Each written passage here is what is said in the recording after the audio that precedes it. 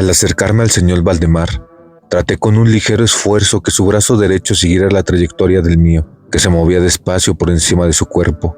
En experimentos semejantes con el señor Valdemar no había logrado un éxito absoluto, y tampoco esperaba conseguirlo ahora. Pero para sorpresa mía, su brazo siguió con la mayor soltura, aunque débilmente, la trayectoria que el mío le indicaba. Decidí entonces arriesgarme a un breve diálogo. «Señor Valdemar», pregunté, «¿duerme?». No respondió, pero percibí en sus labios cierto temblor, lo que me indujo a repetir la pregunta varias veces. A la tercera, todo su cuerpo se agitó con un leve estremecimiento. Los párpados se levantaron por sí solos hasta mostrar una estrecha ranura, el blanco del ojo. Los labios se movieron tenues, mientras en un murmullo apenas audible brotaban estas palabras: «Sí, ahora duermo. No me despierte. Déjeme morir así». Palpé sus miembros y los encontré más yertos que nunca. El brazo derecho, como antes, seguía la trayectoria de mi mano y volví a interrogarle. «¿Siente un dolor en el pecho, señor Valdemar?». La respuesta fue ahora inmediata, aunque menos perceptible que antes. «No siento dolor. Me estoy muriendo». No me pareció prudente molestarle por el momento. Permanecimos en inactividad total hasta la llegada del doctor F., que apareció poco antes del alba. Muy sorprendido de que el paciente continuara vivo, le tomó el pulso y aplicó su espejo en sus labios, rogándome después que hablara con el hipnotizado de nuevo, a lo que accedí. «Señor Valdemar, ¿sigue dormido?». Como la primera vez, pasaron algunos minutos antes de que lograra la respuesta, y durante el intervalo, el agonizante pareció reunir energías para hablar. Al repetir por cuarta vez la pregunta, susurró con voz tan débil que era casi inaudible: «Sí, duermo. Me muero». Fue opinión, o mejor, deseo de los médicos que se dejara al señor Valdemar en su actual y al parecer tranquilo estado, hasta que se produjera la muerte, que en unánime opinión de ambos sobrevendría en pocos minutos. Decidí con todo hablarle una vez más, limitándome a repetir la misma pregunta. Cuando lo hacía, se produjo una alteración notable en las facciones del moribundo.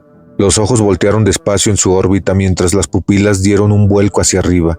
La piel adquirió la tonalidad cadavérica, más parecida al papel blanco que al pergamino, y las manchas écticas, que antes destacaban con nitidez en el centro de las mejillas, se apagaron de súbito.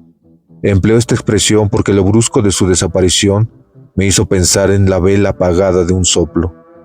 Al mismo tiempo, el labio superior se replegó sobre los dientes que antes cubría por entero, mientras la mandíbula inferior caía en una sacudida perceptible, dejando la boca de par en par abierta, y al descubierto una lengua hinchada y renegrida.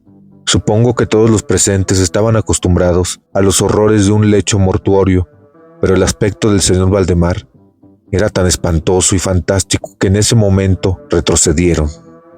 Sé que he llegado a un punto de mi relato en que el lector, sobrecogido, se negará a creerme. Sin embargo, me veo obligado a proseguir. El signo de vitalidad más imperceptible había cesado en el cuerpo del señor Valdemar, y cuando, pensando que estaba muerto, lo dejamos a cargo de los criados, observamos un fuerte movimiento vibratorio de la lengua que duró 1 minuto aproximadamente.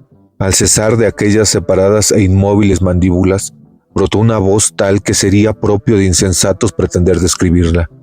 Cierto que existen 2 o 3 epítetos que en cierto modo cabría aplicarle. Puedo decir, por ejemplo, que aquel sonido era ríspido, desgarrado y como hueco, pero el espantoso conjunto resulta indescriptible, por la sencilla razón de que jamás un sonido análogo ha vibrado en el oído de ningún humano. 2 particularidades, según pensé entonces y sigo pensando ahora, puede clasificarse como propias de aquella entonación, para dar una idea de su índole horripilante.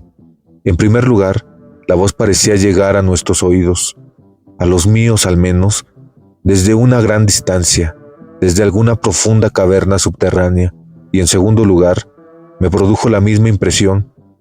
Temo que sea imposible hacerme comprender que las materias gelatinosas o viscosas provocan en el tacto. He hablado a un mismo tiempo de sonido y de voz.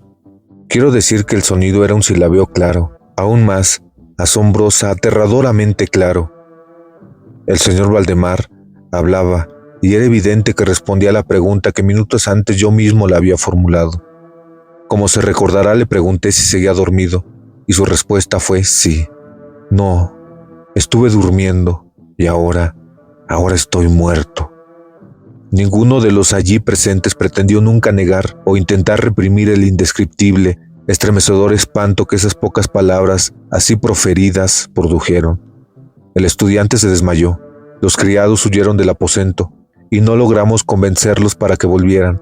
Por mi parte, no pretenderé comunicar al lector mis propias impresiones. Silenciosos, sin pronunciar palabra alguna durante 1 hora, intentamos reanimar al señor. Cuando volvió en sí, proseguimos el examen del estado de Valdemar. En apariencia seguía como hace poco referí, excepto que el espejo no recogía pruebas de su respiración. Resultó vana una tentativa de sangría en el brazo.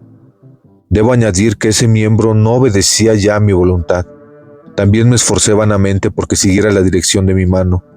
El único signo real de influencia hipnótica se manifestaba ahora en el movimiento vibrátil de la lengua cada vez que yo dirigía una pregunta al señor Valdemar. Se diría que trataba de contestar, pero carecía de voluntad suficiente. Permanecía insensible a cualquier pregunta de los allí presentes, aunque traté de poner a cada uno en relación hipnótica con él. Esto me parece suficiente para hacer comprender cuál era el estado del hipnotizado. Buscamos otros criados, y a las 10 de la mañana salí de la mansión en compañía de los médicos y del señor. Volvimos por la tarde a ver al paciente. Su estado seguía siendo el mismo. Intercambiamos opiniones sobre la convivencia y la posibilidad de despertarle, pero nos costó poco decidir que no serviría de nada hacerlo.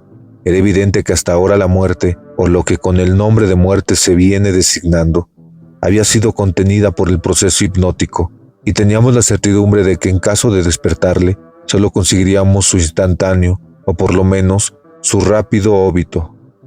Desde ese momento, hasta finales de la semana pasada, es decir, durante casi 7 meses, hemos acudido diariamente a casa del señor Valdemar, acompañados alguna que otra vez por amigos médicos y por otros.